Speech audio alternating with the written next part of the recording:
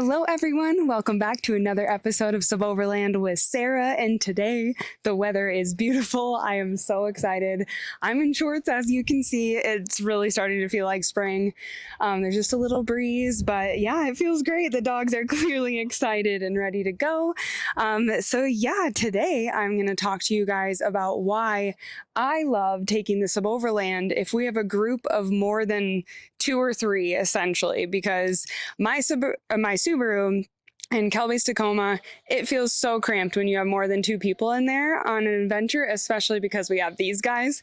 So yeah, we're going to pick up 2 of our close friends here in Twin Falls, and we're going to take them down on a hike that they've never been to. It's called Auger Falls, which you guys maybe remember one of the first videos I made. I went down there for a run. So yeah, we're going to go back down there today because it's so beautiful in the springtime. Paula's just hanging out right here. And yeah, so I'm going to get into why I love taking a Suboverland on trips or little day trips, anything like that, whenever we have more than 2 people.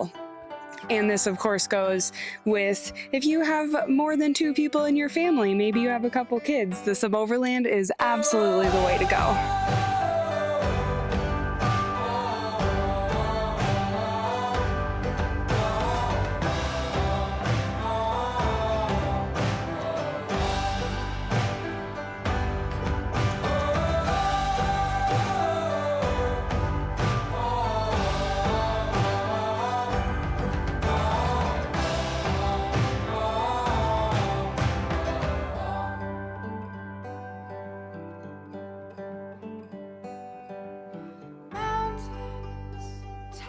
Okay, so one of the reasons that the Suboverland is so amazing when you're carpooling or taking a bigger family than just a couple people is, of course, the space inside.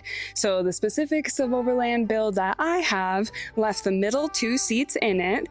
So this means that there's the 2 front seats, which have so much room, and then the 2 middle seats, which honestly is way more spacious than any other vehicle that we at least have right now. It's just a really big middle row, and then of course there's also the bed in the back. So for us personally, it is so nice because the dogs can get in the back there. So if you have a family of 4 or you're going on a road trip with 4, it's perfect, plus maybe 1 or 2 dogs. It's really perfect because then the 2 people in the middle have plenty of space. They can put their bags next to them actually because of that one down seat. And then in the back, of course, you can throw additional bags back there, and then whatever animals you have can stay on the bed back there.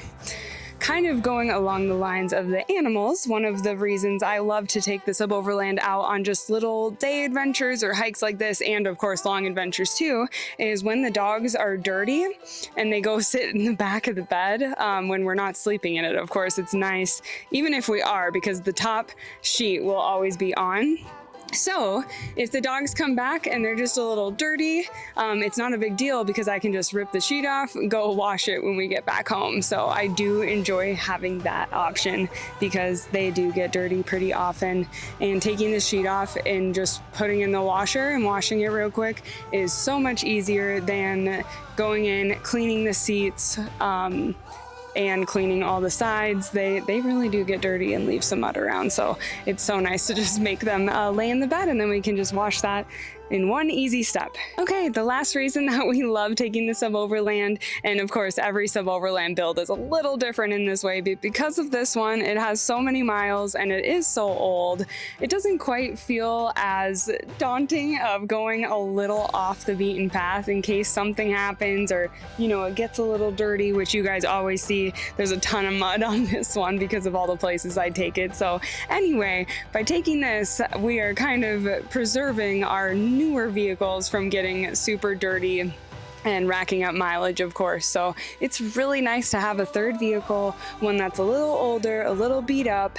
Again, if the dogs are dirty, it's not a huge deal they're getting in there because the seats are already a little worn out and everything else. So yeah, it's kind of nice to have your old not beater in any way. Of course, it's an awesome overlanding vehicle, but to have one that it's okay if the tree branches rub up against it because there's already scratches on it, and you know, it's okay if things get a little dirty because that's what you want to do around here when you're overlanding, of course, and getting out and adventuring. So anyway, thank you guys so much for watching another episode of Suboverland with Sarah, and I hope you guys have a great day.